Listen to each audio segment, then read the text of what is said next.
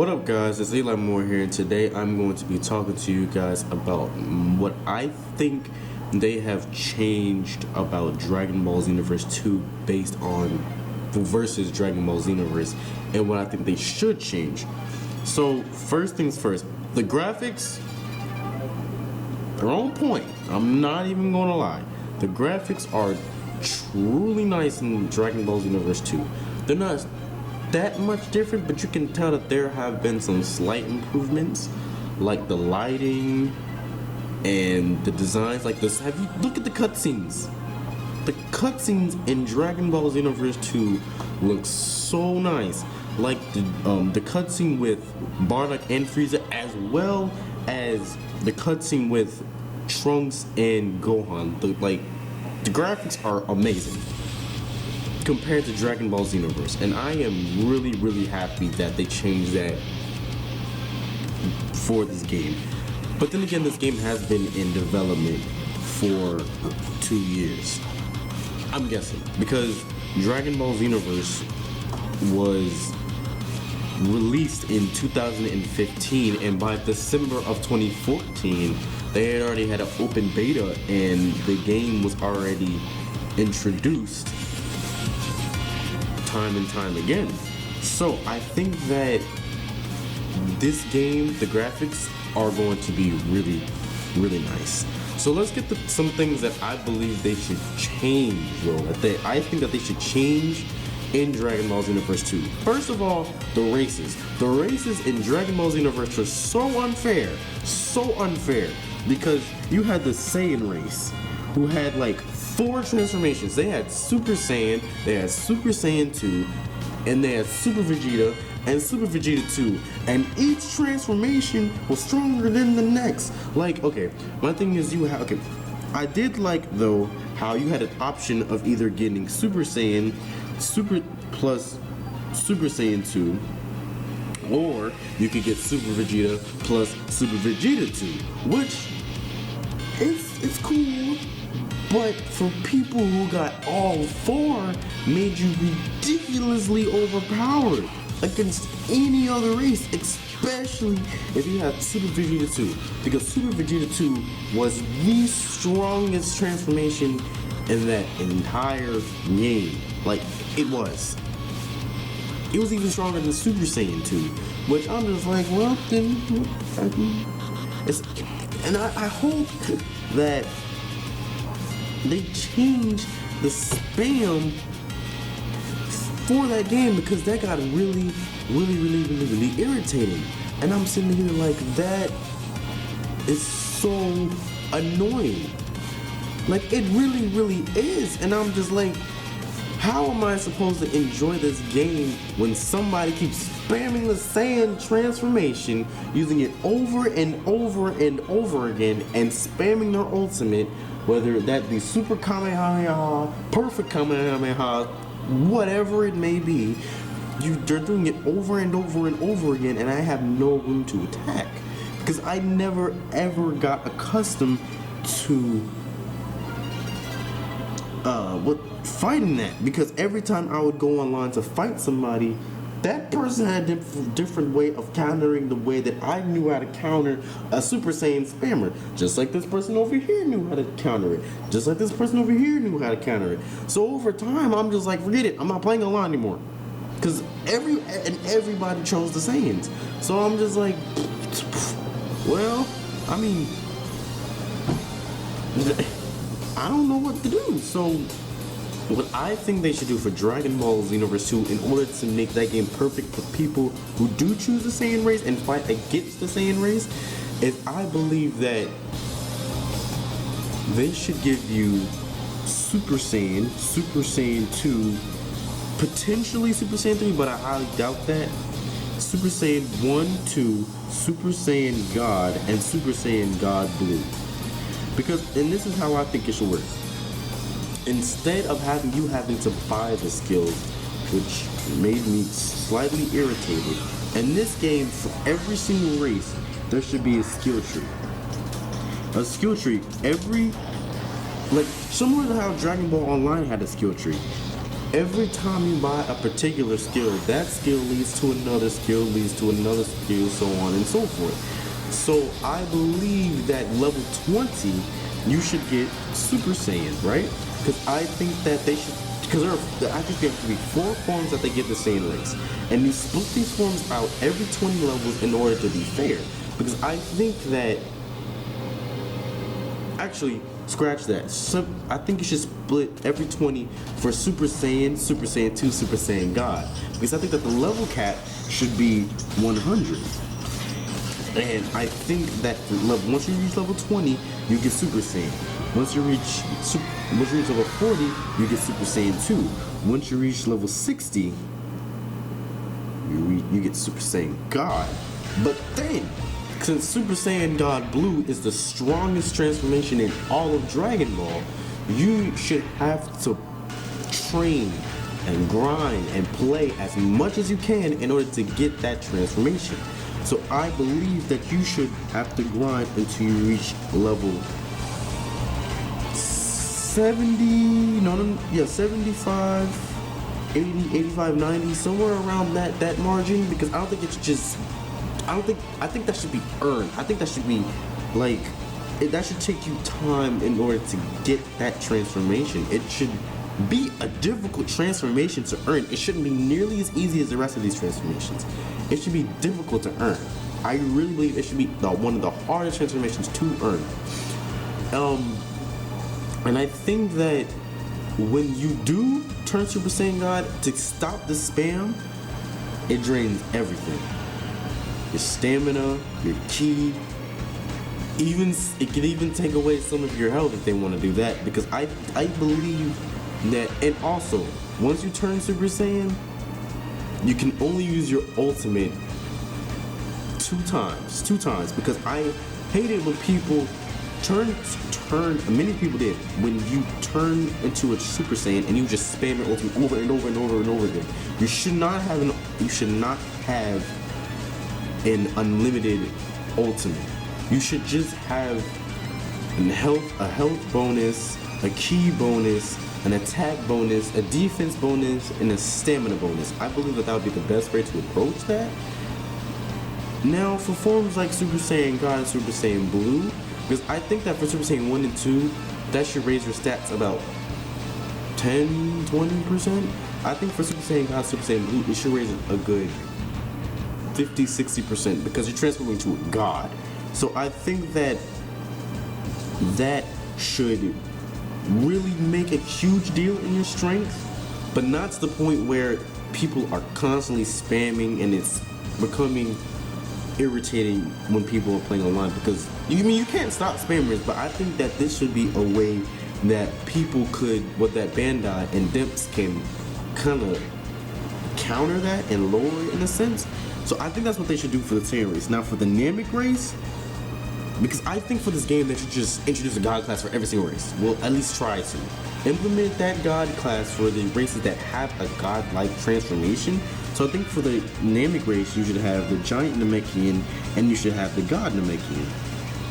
Because I think for the Giant Namekian, or give them a choice as a matter of fact, once you reach level 50 or 40, maybe even 30, you should have a prompt question. Once you reach that level, do you want to transform into a God Namekian or a Giant Namekian? Because I think that, in my opinion, for the Giant Namekian, you would either have the option of either training with Piccolo or Lord Slug, because we saw Lord Slug in the trailer of Dragon Ball Xenoverse 2, so we know he's going to be in the game. So I believe that giving the people who choose the Namek race that option, I think that would be really, really nice, because it would feel like they actually are accomplishing something. Because I felt like in Dragon Ball Xenoverse, the first one, when I would play as a Namekian and play through the story, I didn't feel all that, because I didn't have any transformations or anything to look forward to other than unlocked potential. But I mean, even Krillin has unlocked potential. Kid Gohan does as well. So I think that they should give them either Giant Namekian or God Namekian, or kind of like a Kami like Namekian type form. I don't know what you would call it, but I think that's what able to do for the Namekians. And the Namekians should have that fighting style similar to Piccolo. Like, you should have massive AoE. Like, you should have your area of effect damage should be ridiculous. Like, you should have massive range. Like, you should be able to grab them from afar, like across the map, like how Piccolo does. And you should be able to, like, once a limb gets cut off or your health is low, you can regenerate, something like that. Because I think that'd be the best, because we've seen Piccolo do that before, him and his father Demon King Piccolo. So I think that would be the best way to approach making the Namek race a threat to other races as well, and not just making the Saiyan race the most dominant race. I probably think that would probably be the best way to approach it. Now for the Frieza race, the freaking Frieza race should be the second strongest race, if not the first, because the Frieza race, I don't think for this game you should give the Frieza race all their transformations, because if you give the Frieza race if you start them in their base form and you start them in second form, third form, you give them final form, full power form, and golden form, I think that would be just a little too much, and that would make them a little too much overpowered. Now, don't get me wrong, Frieza race is incredibly strong. We saw King Ball, Frieza, and Cooler, all three of them. They are incredibly powerful, but I just don't think that in an MMORPG like this, that they should give them all of that power, because that would make them so unbelievably strong. Even fighting as a Super Saiyan Blue against a Frieza race would be kind of unfair unless they balance it out to the point where your power only raises like 2-3%. But then if they have it like that, who would want to play as the Frieza race? So what I think they should do is they should have them start in their final form. The form that Frieza has that we saw when he killed Krillin. That's the form that I believe that they should have the Frieza race start in, because I think that'd be the best way to approach it. And then once they reach like level 40 or 50, they get final form. I don't think final form should be an option. Either you get final form and you grind until you're level 70, 80, or 90, and you get your golden form. Now, golden form, that should have an option, because not all of the Frieza race got their golden form. Only Frieza did. So I believe that you should get an option about wanting to enter your final form, or golden form, excuse me. And you should have the option of wanting to train with Frieza in order to unlock your golden form. Because I think that in order to reach these god forms, you should have the teachers that have these forms or taught the cast within the show these forms. So I think that would probably be the best way to approach it for the Frieza race. Now, for the Boo race. The Boo race,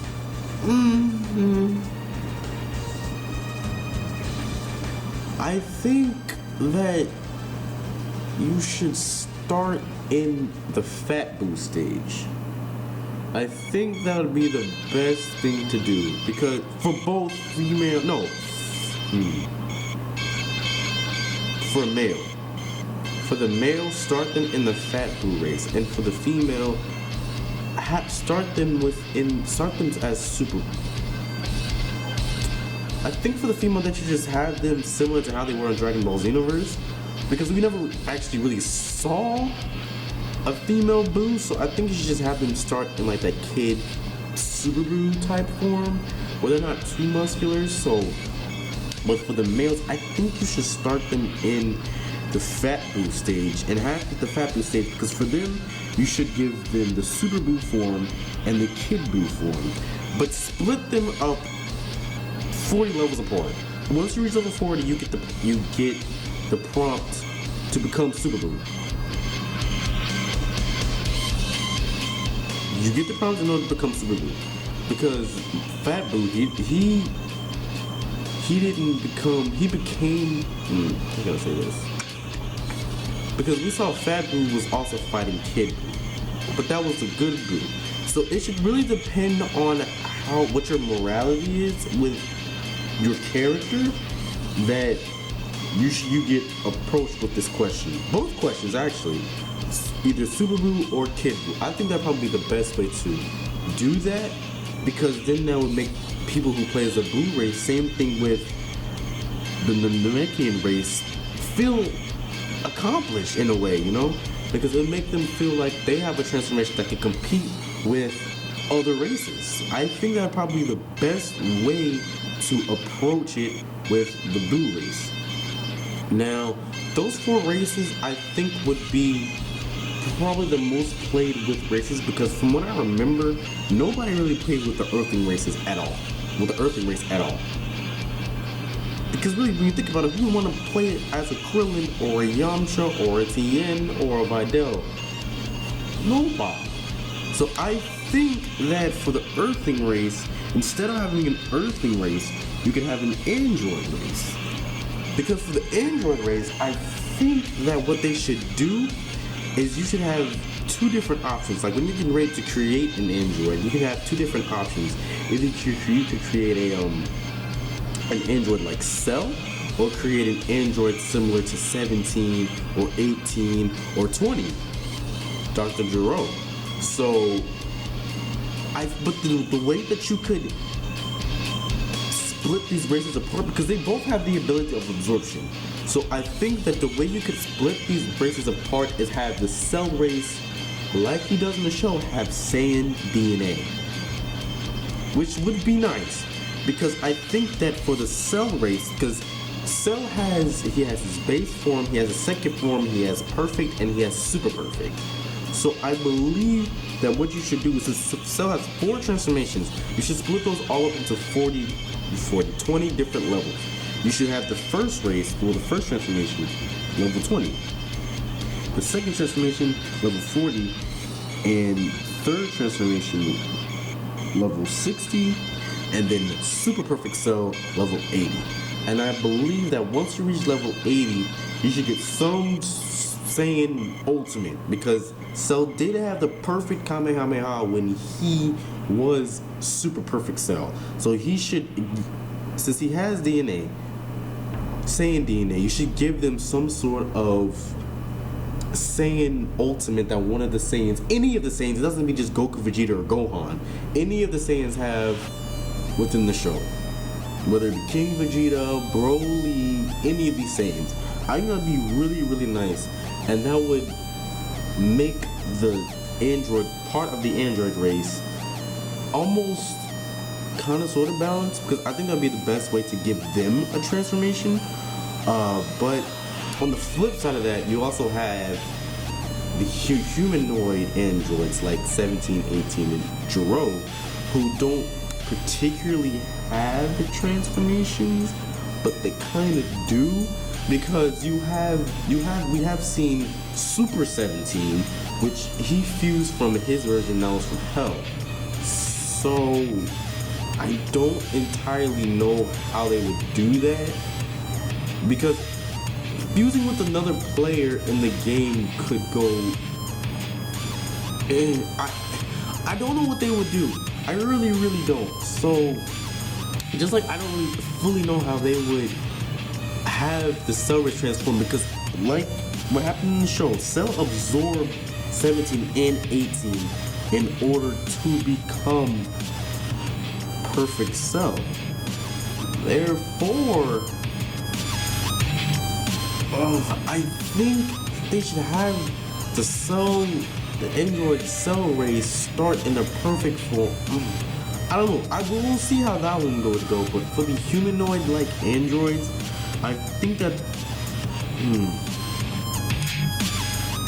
part of me thinks that they shouldn't have a transformation, and that energy absorption would be their main, their main component, because energy absorption was huge with the androids. Super 17 had it, Dr. Gero had it, so I think that would be the best way to go, because the androids don't have a godlike transformation. But if they have that energy absorption, they could absorb God energy, which would be nice. So I think that that's what you do. But, in order to stop spammers from continuing to do that over and over and over again, what I think they should do is they should either have it so the Android overheats, or that you can only use that move a specific amount of times in battle, which would be really, really nice. Because here's how I think they should have the Android setup. I think that you should have you should have your full health bar, but your energy bar, similar to Budokai Tenkaichi 3, you can't charge. It just goes on over time as you fight, and as you absorb more energy, your energy bar becomes higher and higher. But at the same time, your health diminishes. The more energy you absorb, it's basically like the price of power for your well-being almost. So I think that's what they should do, and they should have unlimited energy. Well, not unlimited energy, but energy that they don't need to charge. The more they fight, the more damage that they deal upon their opponent would make it so that they would become stronger. Now, one thing that I do believe that they should change, and another thing that they should change in this game, is the Z-Souls. Because the Z-Souls in Dragon Ball Xenoverse, they had some that were really powerful, but others that were really seriously weak. And I think that had to do with the rarity level of each Z-Soul, which makes sense that they have a rarity level. But I think what they should do for Dragon Ball Xenoverse 2 is not get rid of the Z-Souls, but have it so all the Z-Souls are intertwined with one another. All of them intertwined with all the different races. You can have a Saiyan Z-Soul, well, not a Saiyan Z-Soul, but you can have Vegeta Z-Soul for Namekian, Piccolo Z-Soul for an android, stuff like that. But I do think that they should have specific Z-Souls for each race. I don't think every Z-Soul should be intertwined with one another. I just think that they should have a specific one for every single race. Now, that could go along with how they do the moves as well, like how they did in Dragon Ball Xenoverse, how certain moves were specific for each race. I like how they did that. I think they should bring that back for the next game as well. So, with that being said, I hope you guys enjoyed this video, and I want you guys to tell me your guys' opinion on what did you change for Dragon Ball Xenoverse 2, and what you liked about Dragon Ball Xenoverse 1, and what you guys think they should bring back. So don't forget to drop a like below and comment, and always subscribe and come back for more.